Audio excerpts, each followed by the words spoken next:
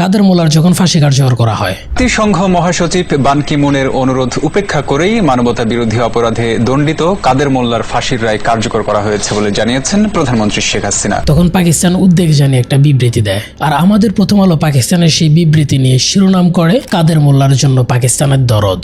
আবার দেখেন কয়দিন আগে আদালত হাসিনার ফাঁসির রায় দেয়, যথারীতি ভারত একটা বিবৃতি দিয়েছে। এবার প্রথম আলোর টাইটেল হাসিনার রায় নিয়ে ভারতের প্রতিক্রিয়া। পাকিস্তান বিবৃতি দিলে সেটা হয় দরদ, আর ভারত বিবৃতি দিলে সেটা হয় প্রতিক্রিয়া।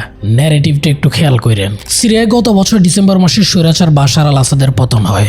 প্রথম আলো টাইটেল করে স্বৈর শাসক বাশার আল আসাদের পতন। তার ঠিক 3 মাস আগে এই দেশের স্বৈরাচার হাসিনার পতন হয়। সে সময় প্রথম আলো টাইটেল হাসিনার বিদায়।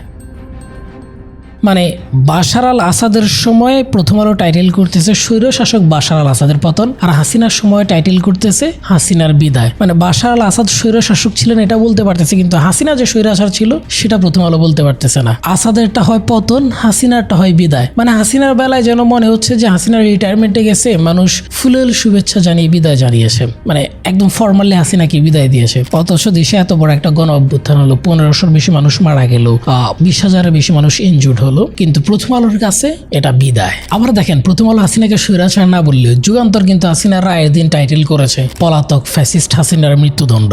এটা জাস্ট 2টা এক্সাম্পল দিলাম নিউজ মিডিয়ার টাইটেল ন্যারেটিভের। প্রশ্ন নাম্বার 1, মিডিয়া এই ন্যারেটিভের খেলা কেন খেলে? আরো একটা এক্সাম্পল দেখাই। এটা হচ্ছে 4 বছর আগে প্রথম আলোর দেয়া এক্সট্রা ভার্জিন অলিভ অয়েল, আর এবার দেখেন 10 দিন আগের কালের কণ্ঠের এক্সট্রা ভার্জিন অলিভ অয়েল। দুইটাকে পাশাপাশি রাখলে ছবি ছাড়া আর কোনো পরিবর্তন কি দেখায়? এগুলা তো গেলে মেইনস্ট্রিম মিডিয়ার খেলা। এবার আসেন একটু সোশ্যাল মিডিয়ার দিকে। ইত্তেফাকের এক ফটোকার্ডের টাইটেল তারেক রহমানকে কোট করে, বিএনপি সরকার এলে ওয়ার্ড ভিত্তিক সকলকে গ্রেনেড মারার প্রশিক্ষণ নেওয়া বাধ্যতামূলক করা হবে। অথচ রিউমার স্ক্যানার ফ্যাক্ট চেক করে দেখে তারেক রহমান এই কথা বলেই নাই। তাহলে তারেক রহমানের নামে কেন এই মিথ্যা প্রোপাগান্ডা ছড়ানো হলো? একটা দুটো নয়, প্রায় সকল মেইনস্ট্রিম মিডিয়ার ফটোকার্ড এডিট করে চলছে প্রোপাগান্ডা প্রসার। একই কাজ করা হচ্ছে জামায়াতের আমির শফিকুর রহমানের বিরুদ্ধেও। ইভেন বাদ পড়েননি প্রফেসর ইউনুস থেকে ডাকসু নেতারাও।